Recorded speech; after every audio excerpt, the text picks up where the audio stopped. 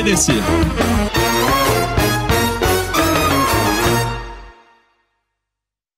Olá, mundo! Tudo bem? Sejam bem-vindos ao podcast The Developers Life, o podcast mais legal da internet, segundo a minha mãe. Estamos voltando a gravar o podcast depois de um hiato, então sempre que eu fico um tempo sem gravar por pura desorganização minha, eu falo que estou começando uma temporada nova. Então hoje estou começando uma temporada nova com ele, o grande, o único Giovanni Bassi. Tudo bem contigo? Tudo bem, André, e você? Tudo bem, valeu! E hoje nós vamos falar aqui direto do TDC. Primeira vez que estamos fazendo com vídeo, primeira vez com uma mesa, primeira vez pessoalmente que eu sempre gravo podcast online e remoto, então eu não sei nem para onde olhar aqui, mas vai ficar legal. Me disseram que é para essa câmera. E estamos ao vivo na plataforma do TDC. Então, Giovanni, dá um oi para o universo aqui nas câmeras. Olá, universo, olá, mundo, né? Olá, mundo, tudo bom? Sou o Giovanni, tô aqui para bater papo, vambora. Bora! Então vamos lá, então, logo depois da vinheta. Não, brincadeira, não tem vinheta. Então vamos lá. Fala que tem que se inscrever, assinar apertar Verdade. O sininho. O pessoal tá assistindo aqui e nunca ouviu falar do podcast Developers Life, já vamos fazer a propaganda. Muito obrigado. Depois eu te pago aquela comissão. Tá? É muito fácil pagar comissão de porcentagem do que a gente ganha no podcast, que a gente não ganha nada, então fica tudo certo. Para quem não conhece o podcast The Developers Life, tá vindo aí pela plataforma do TDC, pode entrar em podcast.developerslife.tech. Só que o tech é chique, então é com CH, tech. podcast.developerslife.tech. Vocês podem entrar lá, podem me encontrar nas redes sociais como Programador Real. Mas vamos parar de falar de mim, vamos falar dele. Vai pôr no YouTube também? No YouTube, não. Só no podcast vocês conseguem encontrar ele no Spotify, no Anchor, no Deezer, em qualquer plataforma legal de podcast e até nas ruinzinhas também. É isso aí. Mas assim, para quem não conhece, no nosso podcast a gente tem um convidado apenas e o foco, o tema do podcast é o convidado. Então, Giovanni, se apresenta pro pessoal, diz quem você é, diz o que você faz da vida, o que você já fez de legal, poemas favoritos, o que você gosta de comer, o que você quiser falar. Então, eu sou o Giovanni Bassi, eu sou programador, eu sou um dos fundadores da Lambda 3, que é uma empresa de desenvolvimento de software que a gente vendeu para a Tivit há quase 3 anos atrás. Então hoje a Lambda 3 é parte do grupo Tivit, né? E todos nós trabalhamos no grupo Tivit. Eu sou inicialmente formado em administração, eu transicionei para desenvolvimento de software 20 e tantos anos atrás. E, cara, eu acho que assim, eu não fiz faculdade ligada a desenvolvimento de software, nada disso, né? Então, eu sou autodidata e eu acho que isso me tornou um curioso. Eu sou um curioso, sou um grande interessado. Então, sabe aquela birra que às vezes a gente pega de uma matéria chata da faculdade, que eu também tive, só que na administração, né? Eu nunca tive isso com tecnologia. Então, eu sou um eterno curioso, um eterno interessado. As coisas que as pessoas reclamam, putz, lembra daquela aula de algoritmo? Eu fui estudar algoritmo me divertindo, sabe? Tipo, nunca foi um peso pra mim. Pra mim, sempre foi uma diversão. Então, até hoje, 20 e tantos anos na área, eu sou um eterno curioso, me divertindo. Quando eu transicionei, uma coisa que eu falo sempre, né? Quando eu transicionei de área, a impressão que eu tive é que eu não trabalhava mais, assim, eu estava de férias. Eu trabalhava antes, sabe? Quando eu estava na área financeira. Aí eu tava trabalhando, agora eu não trabalho mais, eu só me divirto. Perfeito, eu ia até te perguntar, porque você falou assim, eu vendia Lambda e tal, e hoje eu trabalho. Eu ia falar, como assim trabalha? Ficou milionário vendendo e tal, não tá de férias eternas agora? Não, agora eu trabalho pela Revolução Comunista. Não, brincadeira. Não, toca a musiquinha. Eu trabalho como Chief Software Architect, eu sou a grande referência técnica dentro da Lambda. A gente, quando tem desafios técnicos maiores dentro dos projetos ou junto de algum cliente, eu estou sempre ali presente, né? Então, o meu trabalho é um trabalho muito mais consultivo, seja diretamente com os times da empresa, seja diretamente com o cliente, varia dependendo da necessidade, né? Mas essa é minha pira, né? Eu nunca fui aquela pessoa de sentar e falar, não, eu vou ficar aqui quieto, programando funcionalidade de um projeto. se você me botar pra fazer isso por muito tempo, eu fico maluco, assim, sabe? Eu gosto de estar sempre encontrando desafios onde eu tô aprendendo coisas novas. Então eu tô sempre empurrando as fronteiras do que eu conheço e do que o cliente precisa, entendeu? Eu funciono melhor desse jeito, num processo constante de empenho e desempenho, sabe? Cara, eu acho que isso que faz a gente ficar vivo na programação, né? Eu até estava falando recentemente que não teve uma empresa que eu trabalhei que eu fiz só coisas que eu já tinha feito. A gente pega pepino novo e sai desafiando, né? E conta pra gente, a origem foi no Lambda, Lambda, Lambda do filme. Foi. Na verdade, assim, sim, a origem é essa. Da Revolta dos Nerds, lá do filme da década de 80, sim. Que inclusive é um filme super problemático, né, em diversos níveis. E hoje o pessoal conhece, acho que pelo Jovem Nerd, né? O Jovem Nerd já tinha pego essa referência antes, porque o podcast é de antes, a Lambda 3 surgiu em 2010, mas o Trilambda, ele é muito anterior a isso. Ele já tinha, quando o Jovem Nerd foi usar, né, ele já tinha mais de 20 anos, né? Então é uma referência nerd, é uma referência cultural, né? Só que hoje em dia muita gente nunca nem viu o filme, não recomendo que vejam, né? Porque esse filme tem vários problemas, é um filme bastante machista e tal. Só que lá atrás, né, a gente não enxergava as coisas tão bem, né? Essa problematização, ela é muito mais recente na sociedade, né? Mas eu acho legal assistir o filme já com uma cabeça assim, de pensar como que era antigamente. Exato. Que nem quando a gente assistiu o Tron. Exato. O Tron você não pode assistir esperando tecnologia. Exato, é outra coisa.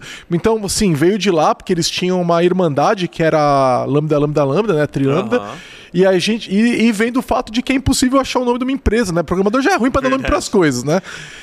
Aí a gente queria uma empresa que tivesse o domínio.com.br.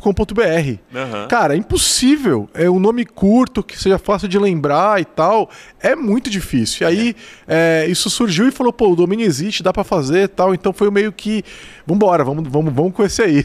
Que massa, cara.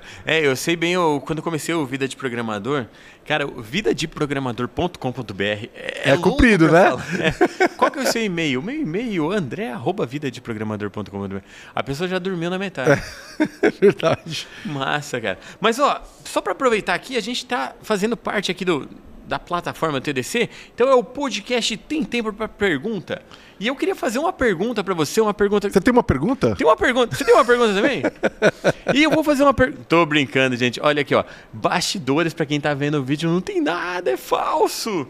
Nós temos perguntas. Não, é falso. Mas beleza. Mas vamos lá. Giovanni, você falou que transicionou há muito tempo atrás, há mais de 20 anos. Curiosidade de velho. Qual que foi sua primeira máquina? De máquina em casa mesmo? Você transicionou com ela ali. Então tem várias. Assim, na infância eu lembro da gente programando na casa do meu primo, que tinha um TK-85. Os meus pais compraram um XT, que é pré-286, né? Lá atrás, acho que era 16 bits o XT, né? Eu me lembro. Cara, eu acho que era 16 bits. Isso foi na década de 80 ainda. Depois acabaram fazendo um upgrade para um 386 DX2, eu acho, né? E quando eu transicionei de carreira, eu não me lembro exatamente. Talvez já fosse um Pentium. Foi lá em 99, 2000, eu não lembro exatamente mais o ano, sabe? Porque faz muito tempo mesmo. Mas eu acho que era alguma coisa assim, já era, pelo que eu me lembro, tá? Eu tava programando com Windows 2000. O que eu tinha na minha máquina instalado na época, eu acho 2000 já? Eu acho que era o Windows 2000. Eu acho que era, eu não tenho certeza. É verdade, 2023, né? 23 anos. Fala 20 anos, eu tô pensando lá nos anos 90. Pode ter sido o 98, mas eu não lembro. O 98 era um bom, lembra que saiu o SE, 98, o SE2 e tal. Foi algum desses, ou foi um ou foi o outro, tá? Que eu comecei programando profissionalmente com Visual Basic 6. E começou a fazer. Na verdade, assim, eu comecei, assim, o primeiro passo profissionalmente foi com o macro do Excel.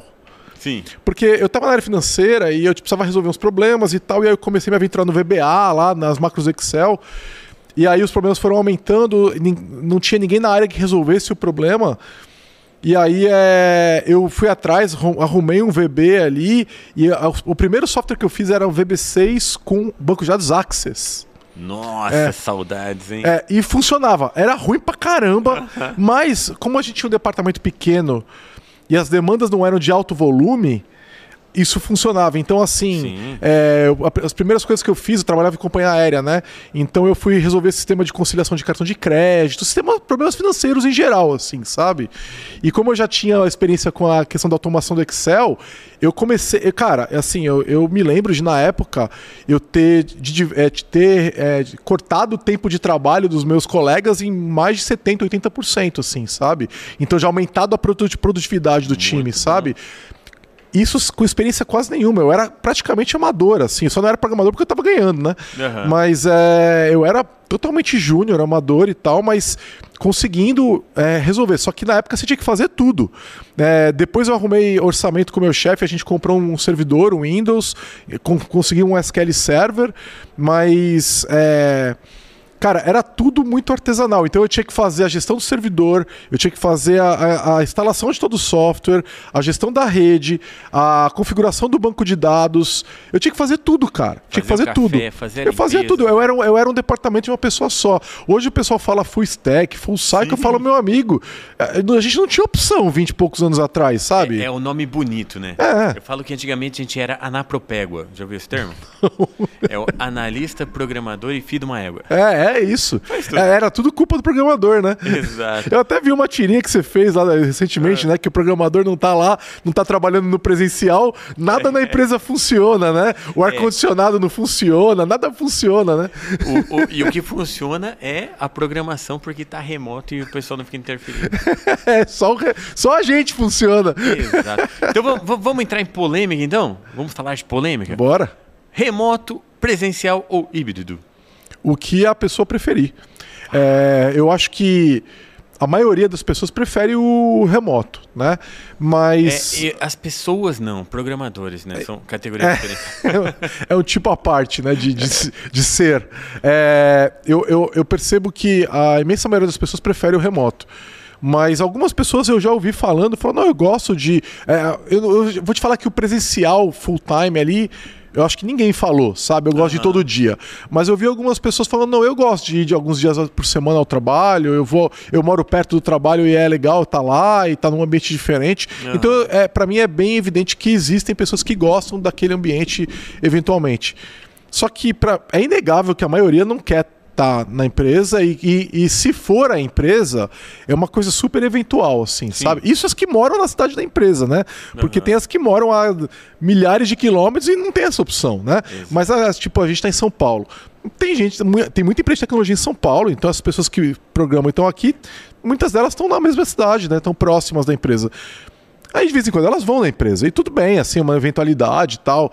Mas eu acho que essas horas de trânsito e tudo mais são horas que a gente ganha de volta na nossa vida.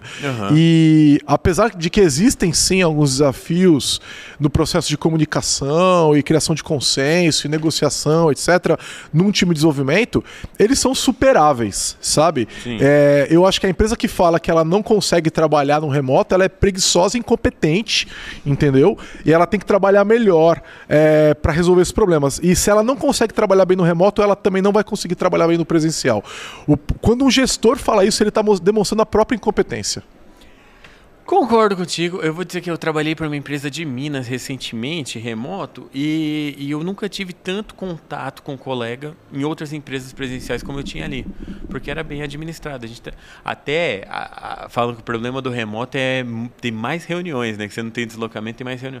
Mas a gente estava sempre em contato. Precisou de alguma coisa, chama, grita e tal. Mas isso é bacana. E teve uma história que eu vi no Twitter, eu não vou citar nomes aqui para não entregar ninguém. A pessoa falou que estava fazendo uma entrevista aqui em São Paulo. E aí tinha uma regra lá que se a pessoa morasse a partir de 80 quilômetros, tipo 80 para mais, podia trabalhar remoto. Se fosse 80 para menos, tipo 79, tinha que ser presencial. Aí ela falou, então se eu estiver morando a 79 quilômetros, eu tenho que vir. Se eu mudar o meu aluguel para 1 quilômetro para frente, eu já não preciso mais. Então são umas regras meio... Não faz sentido nenhum, é arbitrário pra caramba. Eu acho que a gente tem que caminhar para um cenário novo de empresa, né? E eu acho que as justificativas e as ferramentas que as empresas têm usado para tentar controlar a hora de quem está programando, elas são muito ruins, né? Então tem empresa que está filmando a pessoa o tempo todo, Sim. que está tirando print da tela. Como se o gestor soubesse o que quem está programando não está fazendo. Assim, o gestor ou a gestora, essas pessoas não programam há muitos anos. A pessoa pode passar o dia inteiro enrolando e você não vai saber. Exato. Entendeu? Isso seja no remoto ou no presencial, isso não é um problema do remoto, sabe? Então, o que a gente tem que fazer são desenvolver sistemas culturais para que o desenvolvimento de software funcione. O problema de desenvolvimento de software é um problema de formação de equipe, de consenso com relação a produto. Ele é muito mais amplo e ele funciona no remoto. Sim. Então, uma empresa que não consegue fazer isso no remoto também não vai conseguir fazer no presencial. O problema não é. Isso é uma muleta e, como eu falei, é uma demonstração de incompetência. É uma ferramenta do gestor incompetente que está microgerenciando um funcionário. Um desenvolvedor, uma desenvolvedora microgerenciado não funciona direito. E não é a pessoa estar lá presente, isso vai garantir só presença, não vai garantir resultado, sabe? Então, mas essas empresas já devem estar descobrindo isso. Essas empresas já devem ter uma entrega pífia e elas vão ter uma entrega pífia remota ou presencialmente. Exatamente. Eu lembro que muito antes do remoto, muito antes da pandemia, eu lembro que a gente estava falando sobre isso. Uma amiga minha perguntou, ela é da área de gestão. Ela falou, como que eu sei se deve estar me enrolando ou não? Aí eu falei pra ela, você não sabe. Você não sabe, não tem como saber, porque se você não entende daquele negócio, você não vai saber. Às vezes deve estar lá o dia inteiro, assim, olhando pra tela. Não tá fazendo nada. Mas é aquele momento que tá resolvendo a solução, tá achando a solução, porque a gente trava, a gente para, a gente pensa e tal. Ou às vezes, tipo aquela história, tá compilando, tá fazendo isso aqui, sempre tem uma desculpa, né? Que quem vai enrolar, vai te enrolar. Então... Sim. Eu acho assim, né? Eu já vi uma empresa, não trabalhei nessa empresa, mas um amigo trabalhava, que na hora que você estava deslogado, você não estava recebendo. Então a pessoa ela era PJ, né? E não recebia quando estava deslogada. Cara, imagina só essa situação. Você para de programar e você vai no banheiro. Você trava a tua máquina, você não tá, né? Então você não está recebendo. Aí você vai no banheiro e enquanto você está lá fazendo xixi, você pensa na resolução do problema. Sim. Só que você não recebeu para isso. Porque você não estava recebendo naquela hora. Se acontece comigo e eu sento na mesa, eu vou ter que pensar em outra coisa. Aquela solução eu não vou usar, eu não estava recebendo, entendeu? Eu vou ter que pensar em outra. Essa eu não vou usar, entendeu? Cara, é um absurdo, sabe? Não é assim que as coisas funcionam. A gente tem que... eu concordo. Você não vai saber. Então, como é que a gente faz na Lambda? E como eu acho que funciona? Você tem que dar autonomia para os times. Então, se você colocar pro gestor ou para a gestora microgerenciar aquele time de desenvolvimento e dizer quando uma pessoa está trabalhando e quando ela não está trabalhando, essa pessoa vai falhar. Ela é incapaz de fazer isso. Ela não vai conseguir fazer. Porque ela não tem conhecimento técnico e porque essas pessoas têm inúmeras maneiras de enganar ela. É igual quando você leva o carro no mecânico e ele te fala que você vai ter que trocar a rebimboca da parafuseta. Exato. Você não sabe nem se isso existe. Entendeu? Existe uma assimetria de conhecimento. E as pessoas que quiserem te enganar, elas vão usar essa simetria a favor delas. E é impossível você transpor isso, a não ser que você mesmo vire programador. Certo? Então, não vai acontecer. Como é que você resolve isso? Você deixa para o time se autogerenciar. Porque olha só, se tá eu, você e mais uma pessoa trabalhando juntos, certo? E a gente pega um trabalho para fazer, e eu e você estamos fazendo, e a terceira pessoa não está fazendo, nós vamos chamar a atenção dela. Mas, pô, amigo, qual que é? Nós estamos tendo que carregar o teu peso. Entendeu? Então a gente sempre baseou o trabalho na autonomia dos times. O time sabe o que ele tem para fazer. Então não é uma pessoa que fica te enchendo o saco, que não faz parte do trabalho te enchendo o saco. É o teu time, que são as pessoas com quem você se importa, que estão do teu lado, que tem conhecimento técnico e que estão carregando o fardo com você. Então existe uma responsabilidade tua com essas pessoas. Sabe? Você fala, não vou deixar meu time na mão. Isso não é legal com eles. Sabe? Isso funciona. Só que isso também não pode ser feito de maneira cínica, né? Isso é só um pedaço de uma cultura muito maior, que não é fácil de ser desenvolvida. Só que você tem a opção de desenvolver essa cultura ou ter uma entrega ruim. Por isso que desenvolvimento de software é um negócio muito delicado, entendeu? A gente não pode trabalhar desenvolvimento de software como você trabalha o trabalho de construir uma casa. Não tem nada a ver, sabe? É um trabalho muito diferente, muito delicado em muitos aspectos, entendeu? Você pega o mesmo time e você coloca ele numa outra empresa sob outra circunstância, outra cultura, e não funciona. Mesmas pessoas, sabe? Então, é um negócio muito... com muitos nuances, sabe? É aquele negócio que é um desenvolvimento, um trabalho criativo, né? Tipo, você faz uma fábrica ali, todo mecânico, você mata o processo, né? Até porque uma fábrica você está construindo as mesmas coisas o tempo todo. E software você está construindo coisas diferentes o tempo todo. Não tem nada a ver. Porque o que já está construído a máquina faz, Exato. a IA faz, né? Exato. É por aí. Eu lembro que há muito tempo a gente brigava na empresa e eu falava ali, tipo, ó, dica pra gestão aqui, ó. Você quer matar um programador? Tira a criatividade. Tira ali a liberdade dele ouvir uma música, dele pesquisar na internet, dele dar aquela relaxada, porque... Parar para tomar um café. Por isso que eu acho que o remoto é tão legal. Porque, por exemplo, eu paro todo dia à tarde, assim, muito raro eu não parar, porque às vezes o dia está muito corrido, mas normalmente eu consigo parar. Eu paro lá por eu começo a trabalhar tarde, né? Então eu paro na metade da minha tarde, que é umas 4, 5 da tarde, assim...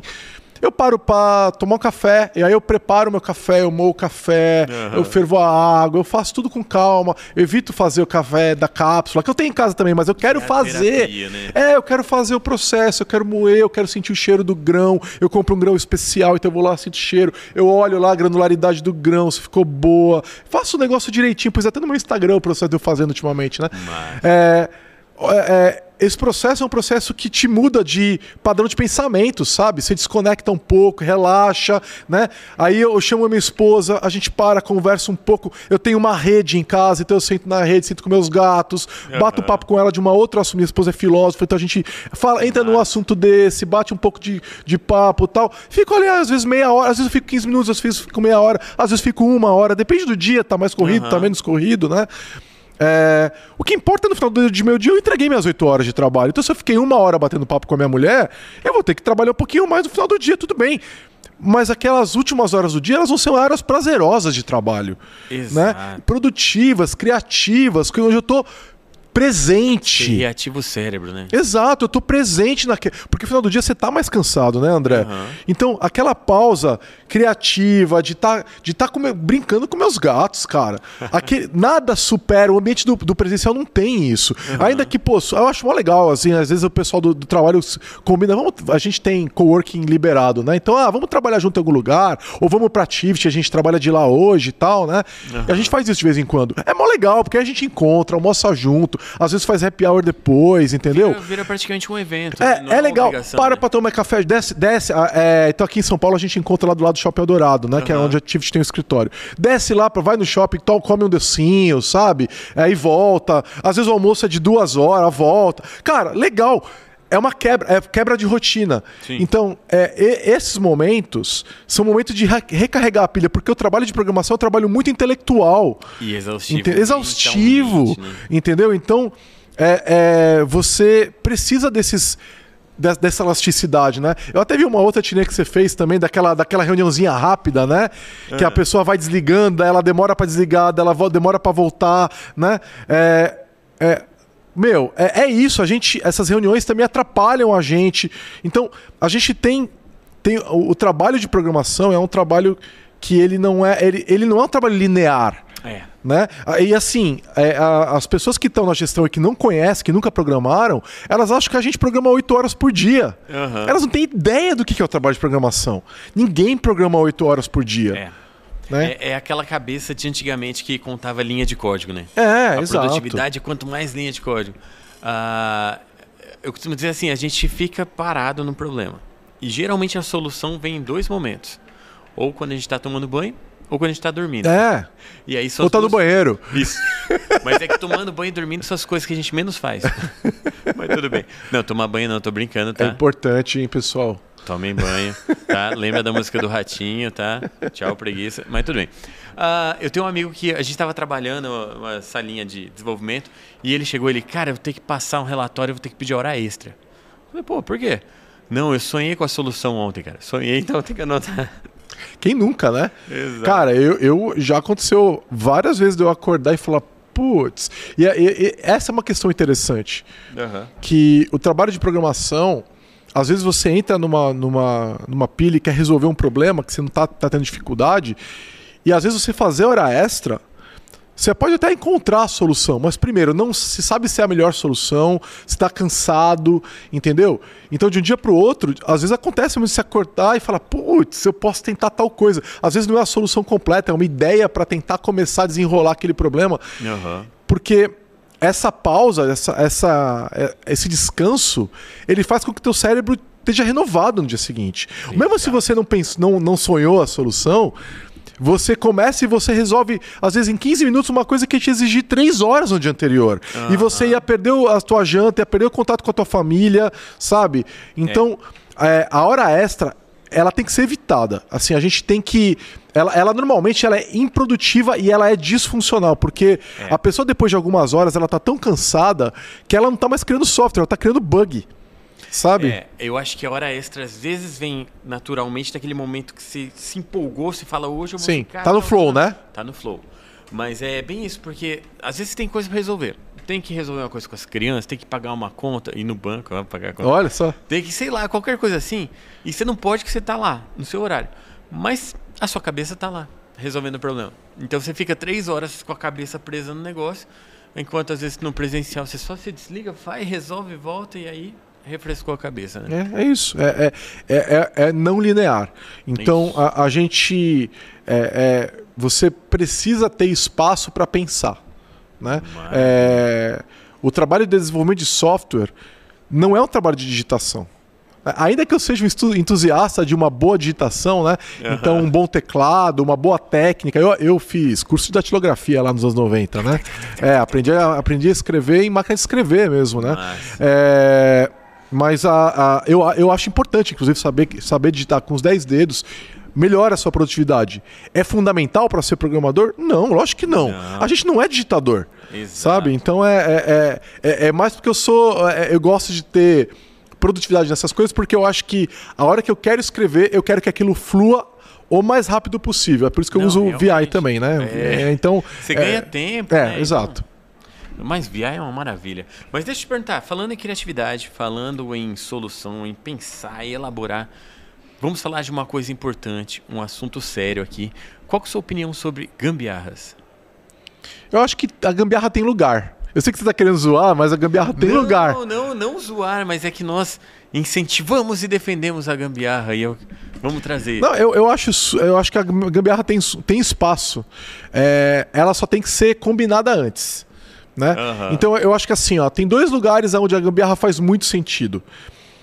Quando você vai resolver um problema, você tem que resolver aquele problema da maneira mais óbvia possível. Certo? E isso muitas vezes é a gambiarra. Então, você está criando uma coisa que você não criou antes, que você não sabe o caminho e tal. Você criar aquilo da maneira mais óbvia possível vai te ajudar a resolver o problema na tua cabeça. Sim. Então, por isso que quando a gente trabalha com TDD, a primeira iteração do TDD, né? Você vai fazer... É a gambiarra. É o teste, a execução, passar o teste da maneira mais simples possível. É o Return 1. Exato, é o Return 1. Isso é literal, tá no livro do Kent Beck, né, sobre TDD. Ele mostra lá, Return 1, é isso, cara. Né?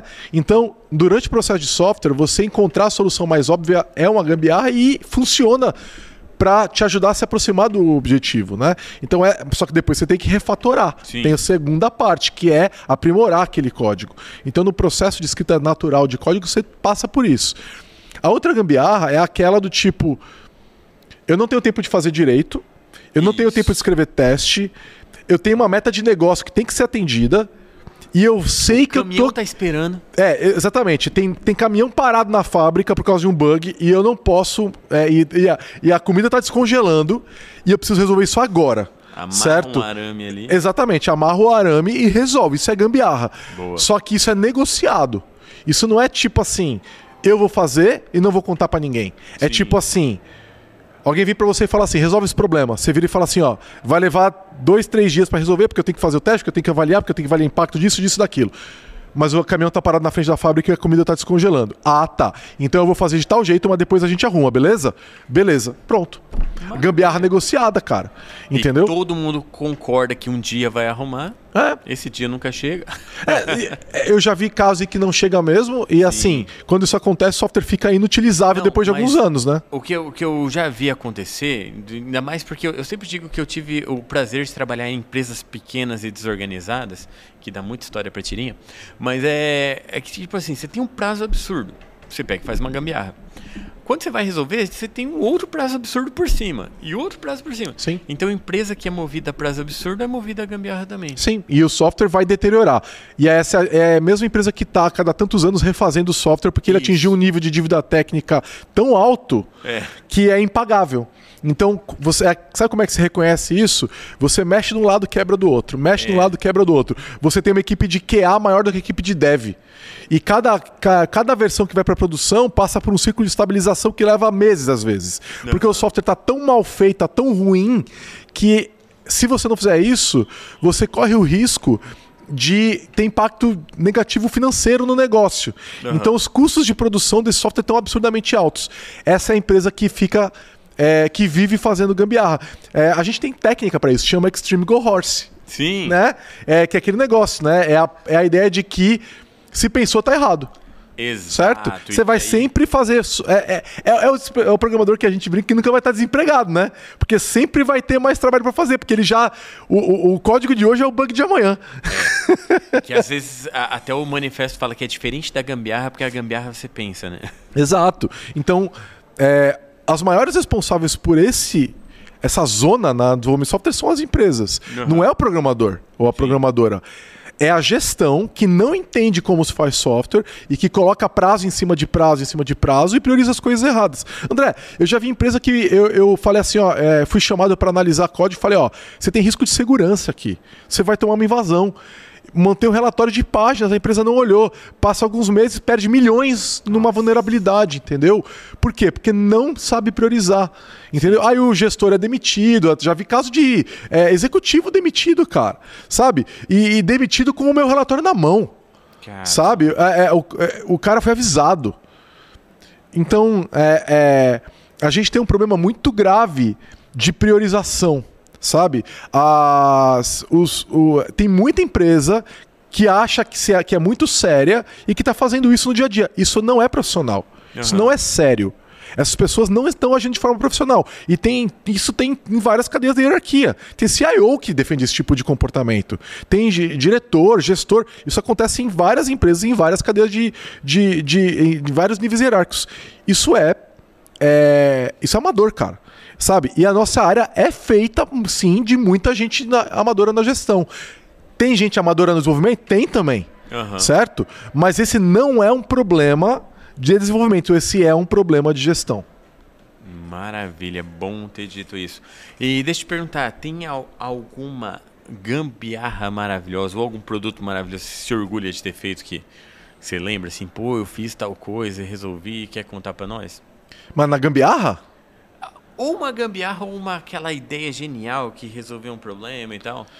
Às vezes eu pergunto no podcast isso. Você lembra de algo memorável, um ponto-chave ou uma gambiarra que tá no coração, aquela que você traz com você? Cara, a gambiarra eu já fiz muita coisa, assim, sabe? De ter que botar, assim... É que eu não posso dar muitos específicos, né? Mudamos os nomes. Porque eu tomo um processo por confidencialidade. Mas eu já mexi, eu já dei muita porrada em banco de dados em produção, né? De tipo, cara, tá com problema, vai demorar para pôr o código, vai e mexe no banco. Entendeu? Já fiz muito isso. Inclusive, já dropei tabela que não podia, só que por sorte isso não foi em produção. Mas eu achava que era. Foi a sorte. Agora, gambiarra assim, que eu possa comentar, eu acho que eu não lembro. Cara, sabe o que eu gosto? A minha pira é trabalhar com ferramentas para outras pessoas desenvolvedoras, sabe? Sim. É trabalhar ferramentas de linha de comando, trabalhar ferramental de dev, assim, sabe? Isso é legal, cara. Então, assim, eu gosto de automatizar. Por isso que ultimamente eu caí um pouco eu tenho me divertido um pouco na área de infra. sabe? Legal. Porque a área de infra, ela é uma área de dev hoje. Sim, né? O infra é software. Infrascode, né? Infrascode. É divertido pra caramba. Então, assim, você tem eu vou e volto, sabe? E como é aquele negócio dos anos 2000, 90, onde a gente tinha que fazer tudo, né? Então eu mexo com infra desde o começo, assim, sabe? Então eu curto a ideia de eu fazer o software e eu ir levar aquilo até o final, sabe? Então, por exemplo, sabe as coisas que eu gosto, eu tenho gostado de fazer, junto com os clientes da Lambda 3, é ajudar a modelar não só a solução de software mesmo, seja .NET, Java, lá o que for, né? Node e tal, mas modelar até o final, assim, modelar como aquilo vai rodar no Kubernetes, modelar a rede, modelar, sabe? É uma coisa que eu me divirto pra caramba de fazer. Nossa. Deixa eu te perguntar uma coisa que eu sei que você acompanhou, que eu vi no Twitter, eu não acompanhei tanto, que não li a fundo, mas o cara lá do Ruby que tá falando de voltar... O DHH. Isso. De voltar ao básico, voltar algumas coisas que a gente complicou demais. O que você acha disso, cara? Então, DHH, eu gosto de muita coisa que ele fala, eu sigo ele no Twitter, eu acompanho o que ele fala desde o começo lá do Rails, quando o Rails estourou, né? Sim. E o DHH, para quem não conhece, é um dos criadores do Rails, né? Então ele é um cara muito inteligente, tem uma empresa de sucesso ali, é um bom programador, inclusive, também. É inegável as qualidades técnicas do cara. Mas ele é um cara... que tem um jeito de fazer as coisas, entendeu? Sim. Ele é muito opinativo e isso se reflete nas ferramentas que ele constrói. E como ele é um grande influenciador da comunidade de Rails e de outras também, isso se reflete nas opiniões dele e nas ferramentas que ele influencia, né? E isso tem muito a ver com o Rails. O Rails é assim, né? Então, lá atrás, quando o Rails foi um dos grandes responsáveis pela popularização dos testes de unidade. Só que boa parte dos testes de unidade no Rails não são de unidade. Eles são testes integrados ao banco. Isso não é um teste de unidade. Né? Então, quando você faz lá um teste com Active Record lá no Rails e tal, aquele teste está batendo no banco. Né? Ou até, às vezes, você pode estar até abstraindo o banco, mas não é um teste de unidade. Né? O DHH vem desde aquela época defendendo coisas que fogem do que funciona para todo mundo, mas que funcionam para ele. Entendeu? Então, eu não vou dizer que as coisas que ele defende não funcionam para ele. Eu tenho certeza que elas funcionam para ele. Isso não quer dizer que elas vão funcionar para todo mundo. Então, agora a última... Então, assim, já teve horas onde ele veio falar que acho que TDD não funcionava, o teste de unidade não funcionava, alguma coisa assim. E teve algumas lives sobre isso uns anos atrás, não sei se você se lembra. E foi meio vergonha alheia, ele nessas lives, né? E eu acho que era com o Kent Beck as lives, eu não tenho certeza. Mas recentemente ele veio com mais uma que foi falar que o TypeScript não era legal e que eles reverteram uma biblioteca que eles tinham feito e tiraram o TypeScript e colocaram só JavaScript, né? O que é fácil de fazer porque o TypeScript já era JavaScript idiomático, inclusive, né? E assim, cagada, minha opinião, né? Eu não duvido da capacidade da equipe da empresa dele de fazer isso funcionar, mas eu acho que isso vai trazer uma série de desafios para eles e de problemas, né? Porque eu tenho plena convicção e eu tenho plena experiência, eu tenho muita experiência com isso, de que projetos de grande escala com JavaScript são difíceis de manter sob controle. Entendeu? O TypeScript ele ajuda a manter esses projetos sob controle. Dá para manter sob controle? Dá, mas ele vai trazer os mesmos desafios de um projeto feito com PHP ou com Ruby, ou, né? Que é a característica de um projeto com uma linguagem dinâmica. Você tem que ter muito peso em teste de unidade, né? Testes em geral, na verdade, não só de unidade, né? E no Ruby isso é especialmente problemático porque o Ruby permite monkey patching, que o JavaScript não permite. Então, cara, é muito louco. Você pode ir lá no Ruby e mudar, esse objeto vai ter tal comportamento diferente e tal. Então, tem hora que o código está fazendo um negócio que você não sabe de onde veio aquilo, sabe? O Ruby e isso rola muito em código com Rails mais moderno, né? Lá nos princípios, quando a gente fazia código com Rails em 2008, 2009, né? Existia um verniz de profissionalismo em volta do Rails. Depois ele popularizou e isso aí ficou popular, foi pra zona, né? Então, assim, o JavaScript também permite um pouco disso, né? Sim. Fazer um pouco de monkey patch, mas não tanto quanto o Ruby. Então, é problemático, pra caramba. Aquele artigo que ele fez no blog lá da empresa, tal, ele não é um artigo que você pode virar e falar assim, tá, eu vou fazer isso na minha empresa. Não faça. Tem que ter uma maturidade para avaliar, né? Tem. E eu argumentaria que para a maioria mesmo para as empresas maduras, para a maioria das empresas maduras, aquilo não vai funcionar. Elas vão ser mais produtivas e elas vão ter mais resultados se elas trabalharem com o TypeScript. O TypeScript existe por um motivo, né? Então é isso. Eu acho que assim, não é todo projeto que precisa de TypeScript, projetos menores não precisam, eu acho. Mas a partir de um certo tamanho de base de código, o TypeScript vai fazer diferença, sabe? E não é à toa que tem um monte de empresas grandes pra caramba que estão usando, sabe? Não que empresa grande seja muita referência pra muita coisa também, né? Mas ele ajuda a domar um código dinâmico, sabe? Então, em resumo, o DHH é um cara legal, leio as coisas que ele escreve, mas você sempre tem que pegar o que ele escreve e botar o teu julgamento em cima. Mas isso não é verdade pra todo mundo também? Eu acho que volta lá no que você falou no começo, cara, que uma equipe de um jeito, se muda ela de empresa já não é a mesma coisa. Você tem a sua equipe, você tem a sua realidade. Eu tenho conhecidos meus que trabalham com desenvolvimento web que usam o FTP, cara, porque botam um Apache, um PHP, sobe um FTP igual fazia nos anos 2000 e tá funcionando. Cara, enquanto funciona pro cara, vou julgar? Não vou julgar, cara. Tem soluções melhores, mas assim, até aquilo virar um problema... Por que você vai mexer? Sendo bem sincero, a empresa está funcionando, está dando resultado e tal. Eu acho que a discussão é de custo de oportunidade. A empresa poderia estar funcionando melhor? Talvez. Mas aí não é a minha empresa. Eu não estou no dia a dia dela. Enquanto eu não for chamado para olhar, eu não posso dizer, entendeu? Enquanto eu não me envolver com o cenário de negócio daquela empresa, eu não posso falar, certo? O que eu poderia dizer cara, talvez você pudesse ganhar um pouco em produtividade e ter mais resultados se você observar o que tem de mais novo. Mas é possível que não, vai saber. Eu não estou lá para dizer, né? Então, assim, depende muito do contexto de negócio de cada empresa, depende de onde você está, depende de um monte de coisa, sabe? Eu já passei da idade de falar que a minha solução é a melhor. Aliás, isso que eu falei pro DHH, eu sugiro que as pessoas façam com o que eu falo. Eu tenho uma opinião super forte, assim, sempre tive. Sempre fui, tipo, as pessoas estão ouvindo a gente agora, vão ver isso, né? Eu falo, não, isso aqui é melhor do que aquilo. Beleza, pega o que eu tô falando e desafia. Não pega, o Giovanni falou então tá certo. Não. Cara, bota na tua realidade e vê se faz sentido pra você. Sabe? A gente tem que agir com tudo, pra tudo na vida tem que ser assim, sabe? Bem isso. E nosso tempo está chegando ao fim, mas ainda temos um tempinho ainda. Só queria fazer aquele reforço, queria agradecer ao pessoal do TDC que cedeu aqui a estrutura.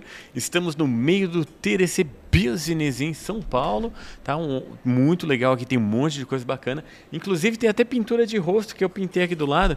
Agora que eu me toquei que está aparecendo na câmera aqui, parece uma tatuagem, mas não, é só uma pinturinha, pasta d'água. E deram os cartões pra gente organizar o episódio de hoje, né? Foi muito importante pra gente poder comentar sobre o que a gente ia falar.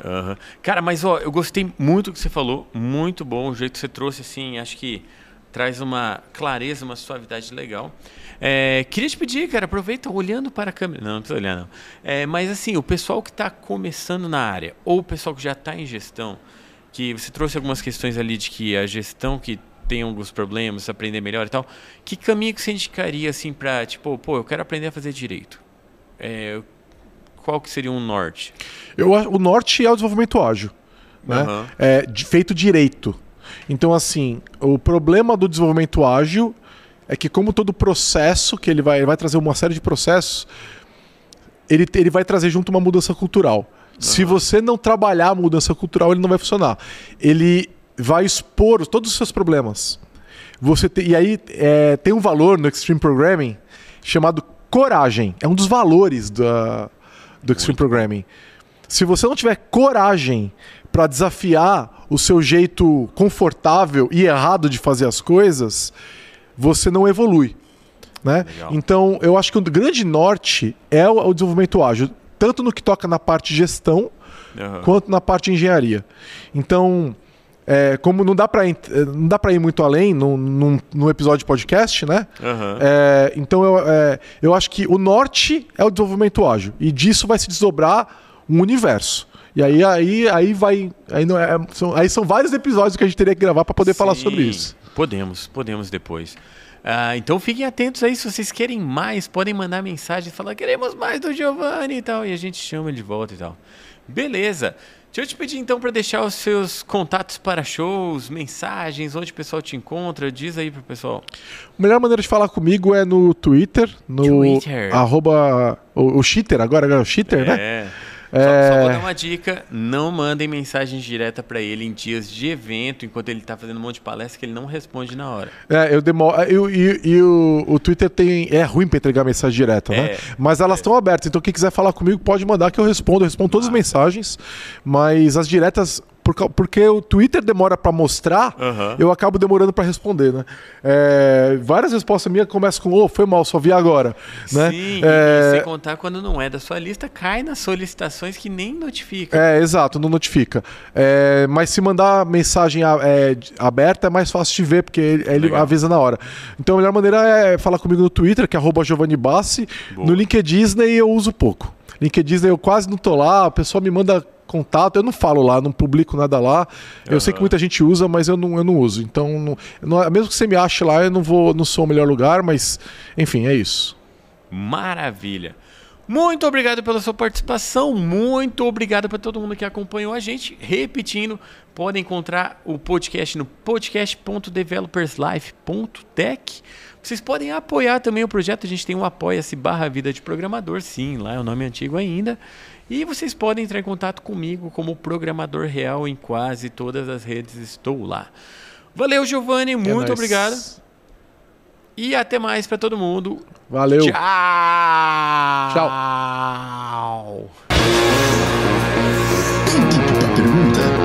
Tem tempo para pergunta? Tem tempo para pergunta? Tem tempo para pergunta? Eu tenho tempo para pergunta?